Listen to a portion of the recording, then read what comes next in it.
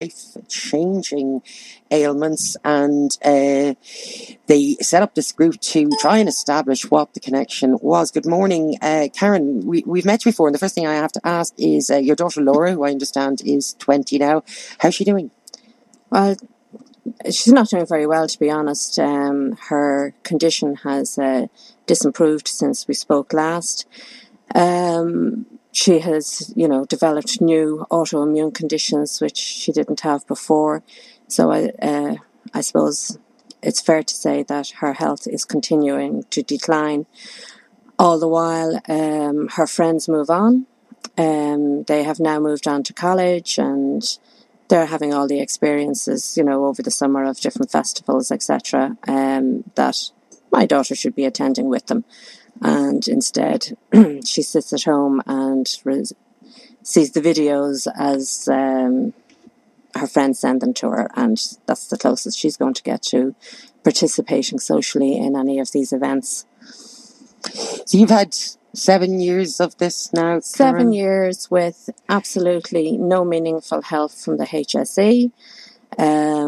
We can't understand it. All us parents came together to ask for help. We have 2 aims. We have never faltered on those aims. They're the same today as they were when we came together. And we have respectfully requested that, 1, the patient information leaflet as supplied by the manufacturer outlining 26 side effects is given to the parents with the consent form in school. The HSE have refused. Sorry, we should probably explain there, Karen. The form you're talking about, it's the vaccine Gardasil, which is so our listeners know, which is administered in secondary school. It will be at this time of the year. The forms will be going out into homes to first year girls. That's right. In first year. It's a vaccination against the HPV virus, which is a sexually transmitted virus. Correct. That apparently can lead to certain forms of cervical cancer. And the one common denominator between your daughter and the other girls who have presented with these unexplained symptoms is that they had all had the HPV vaccine. Yeah. That is the common denominator. Our group is made up solely of parents whose children have been affected and their health has declined since receiving the vaccine. Some of those children reacted immediately, and other children, symptoms came on in the following weeks and months. That's how we came together, and we have asked that patient information leaflet as supplied by the manufacturer be shared with all parents prior to signing consent so that they can make an informed decision. And informed consent means, permission granted in full knowledge of the possible consequences. Now, you can't on the one hand say there's 26 side effects, and on the other hand say, the HSE say, there are none, because there are. They also make the claim that the adverse reactions that are reported are in line with what they expected. Well, 1, if they expected adverse reactions, why were supports not put in place prior to the vaccinations being rolled out? And we would be saved this fight now. And it is a fight. We are begging and pleading for 7 years, some of us, to help our children. They are being left untreated, undiagnosed, with no futures ahead of them. Why is this happening? The first people we turned to was the HSE for help. And they've just abandoned us. And not only have they abandoned us, but they have behaved outrageously, and they have targeted us with this smear campaign. They have called us anti-vaxxers and all sorts of other things. The head of the HSE called us emotional terrorists. We are parents pleading for help for our children. Any parent in this country would do the same thing. But what are we supposed to do? Leave them. Just leave them lying on the couch. Why is the HSE not looking at the international reporting on this? There's 72,000 adverse reactions reported on the European Vigibase. There's 54,000 adverse reactions reported on the USA VARS reporting system. There's 1,190 reported here in Ireland on the HPRA. Now, any logical person listening to this has got to say, why is it not investigated? Find out what is happening here. Eliminate the children who are possibly predisposed to suffering an adverse reaction. Make the vaccine safer. This is what we want, a safe vaccine. And we desperately need help for those children who are sick. Right now, the HSE are telling people, if your child suffers an adverse reaction, you're on your own. And that's where we are, on our own.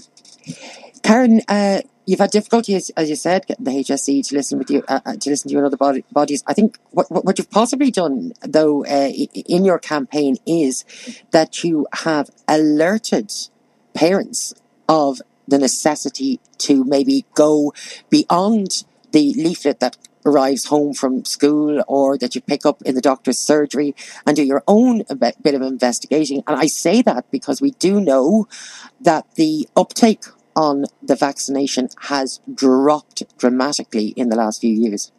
Well, I believe the drop in the vaccination is down to the campaign that the HSE have run, and they have run a dreadful campaign on this because, as I said, they've highlighted the fact if your child suffers an adverse reaction, you're on your own. So they have also engaged the help of high-profile influencers. These influencers, some are doctors, are going on the airways saying there's nothing wrong with the vaccine. Those children have chronic fatigue syndrome. Not one of those doctors has ever sat down in a room and discussed anything with any of our children or ourselves. They have never examined them in any way. They know nothing about our lives and our children's health conditions. So I think it's very disrespectful for them to come out and call us liars, because they have actually, some of them, used that word, and fake news is what they refer to our children's symptoms are. These are very real symptoms. Parents do not turn up in A&E at 4 o'clock in the morning, and doctors do not give children morphine or put them on morphine pumps for pancreatitis, etc., for fun. This is very serious. There's children having seizures all over this country. Their heads are hitting the floor. Their heads are hitting the desks, the ones that can make it to school. This needs an urgent, independent investigation. And we're looking for that for years now. Why? Why would the HSE not want to investigate what is happening to all these children? It's very easy to dismiss something as fake news, and we can see that with the POTUS over there at the moment. If he doesn't like what you have to say, he'll just say it's fake. But you mentioned there that they're saying chronic fatigue syndrome. Is there such a thing? Is there? What about your own GP, of course. Karen? Oh, my own GP won't recommend the vaccine. He, to the best of my knowledge, I know of 3 girls who are attending him. He's fully supportive. He's the first to admit that he doesn't know how to treat my daughter. He will send her to all the top consultants in the country. Not one, by the way, has said they would rule out the vaccine. Every one of the doctors that my daughter has seen, the doctor involved has said, I wouldn't rule out the vaccine. Mm-hmm. But where are these doctors now? There's a big problem here for doctors because patients are losing confidence now. We have we have parents and children who say, oh, I can't go down there again because he's just going to say, this is in my head. Believe me, when you turn up at A&E, nobody puts you on a morphine pump or a drip because it's all in your head. This is very, very real. These children are suffering. They have diagnosis. They have blood tests. They all have crashed immune systems. They're all susceptible to anything that's going. They're very, very sick. And nobody is helping. Why? Now, what do we do? How can we go to the doctors? They have run this campaign and people have lost confidence. The HSE have run an appalling campaign. We've nowhere to turn. They need to sort this out. They need to sit down, have a conversation. That's all we've ever asked for. Please sit down, talk to us, investigate, launch an independent investigation now into what happened to our daughters post-HPV vaccination, in the hope of finding some way of, restoring their health, putting them on treatment protocols. Why aren't they talking to Denmark or Japan? They have come out and helped those children. They've set up 5 clinics each in both countries to help those affected that have suffered adverse reactions after the HPV vaccination. You said, that the HSE will contend that this is a safe vaccine. And you did mention earlier, and this I'm sure was something you weren't aware of before you gave consent for your daughter to have it, that there were a number of listed side effects on the patient information leaflet that weren't in the form or whatever it was that came home from the school. But they would contend that, a lot of what has happened to these girls, the percentage of girls that have had an adverse reaction after they had the vaccination would have happened anyway, that it happens at that age. Is there any research to back that up? Are there any figures available before Gardasil? No, not really. I'll tell you what has come out now. There's a report from the Uppsala Monitoring Centre, and this was set up by the World Health Organization. This is where all the reports from across Europe end up. They have identified their cluster symptoms. And this is exactly what we would say is the situation with our girls. They don't have chronic fatigue syndrome, definitely not. They may suffer chronic fatigue as part of a constellation of symptoms. There is no autoimmune conditions, pancreatitis, polycystic ovary, ovarian failure, all these things.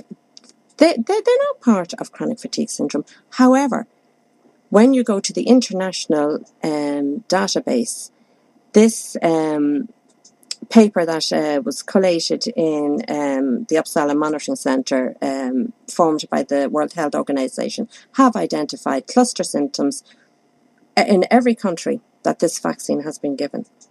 So further work has to be done on that. It's a fairly new report, but reports are coming and papers are coming, and more investigation needs to be done, and more help and treatment for those that are affected.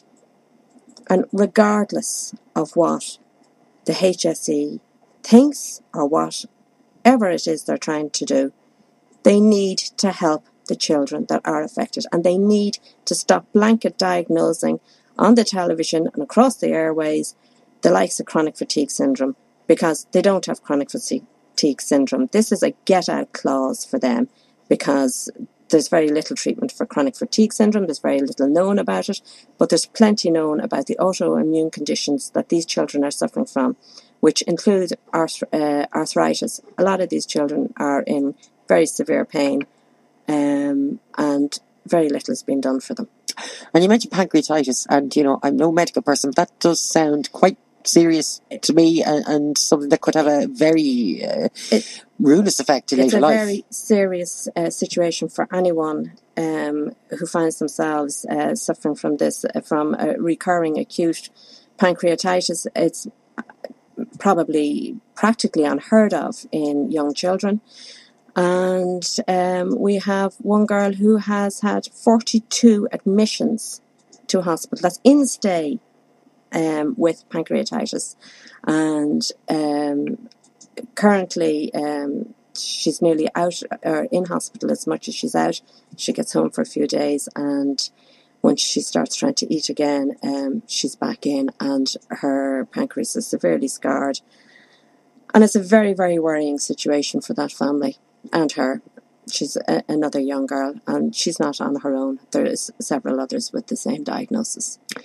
Karen, one of the earlier times we spoke to you, I know you were hoping at that stage that Simon Harris was at least going to meet with you. Did that ever take place? No.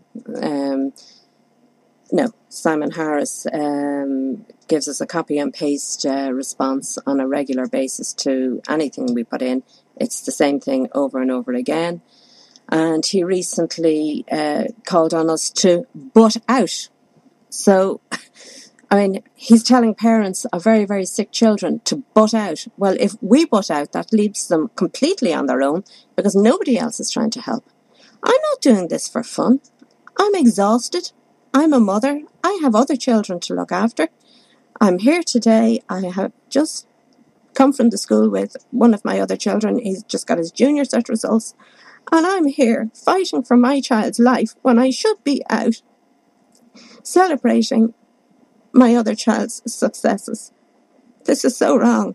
You know, I'm not the kind of person who would ever have gone on the radio or done anything publicly, but I just don't have any options here because I'm terrified for my child's life and I'm afraid for her future. And you're a mother. Yeah. And as a mother, that's exactly what you're going to do, if you like. That is your job, Karen. It's all of our jobs. Again, to dispel this myth, because you spoke about this, you know, media vilification of yourself and the other families that are involved in regret. And, you know, we had language like emotional terrors coming from the head of the HSE. We've also this anti-vaxxer, conspiracy theorists, etc., etc. You weren't an anti-vaxxer because if you were an anti-vaxxer, you believe your daughter wouldn't be where she is today. You gave consent for a vaccine. Absolutely. My children have had all their vaccinations. And as you rightly say, we wouldn't be in this situation today. As a group, we have never asked for the recall of the vaccine. We have asked for it to be made safer.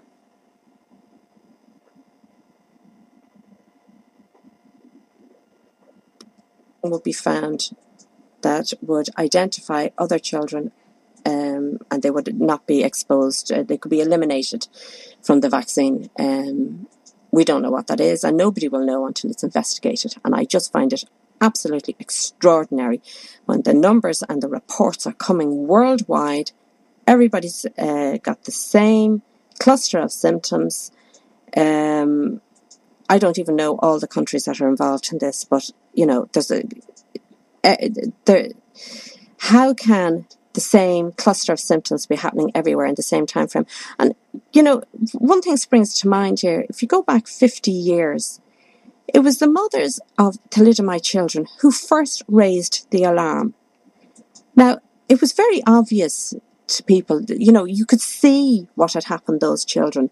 These children, it's a little bit harder to see, but they too came up against the same problems we came up against. People said, oh, well, my child had, or I took that medication and my child is fine. This vaccine doesn't affect everyone negatively. But for those that do, and the HSE do admit that the reports are in line with what they expected. So if they expected these adverse reactions, why did they not put the supports in place? And why am I here 7 years later begging for help and for these supports to be put in place so that these children can have some kind of comfort and get on with their futures? Because now, they're not all as sick as my daughter, but a lot of them are very, very sick and their lives are severely impacted and their daily life is a struggle. Those that do attend school struggle to stay, you know, if they're honours students, they struggle to stay there and have to work very hard. They sacrifice an awful lot in terms of social life, etc., because they have so much difficulty with concentration and focus and retaining information. All I can keep reiterating is we need an independent investigation and these children all need help. Okay, well, look, you know, I don't care what stats anybody gives out. If it's the, you know, the figure for an adverse reaction is 1 in 10 trillion. If that one is your daughter, then you're going to fight all the way. And Karen, I sincerely hope somebody starts listening to you soon. In the meantime, our thoughts are with Laura, and we do thank you for coming into the studio today and for speaking so openly, because I know it's difficult. That is Karen Smyth of Regret. Just time to thank our other guests earlier on.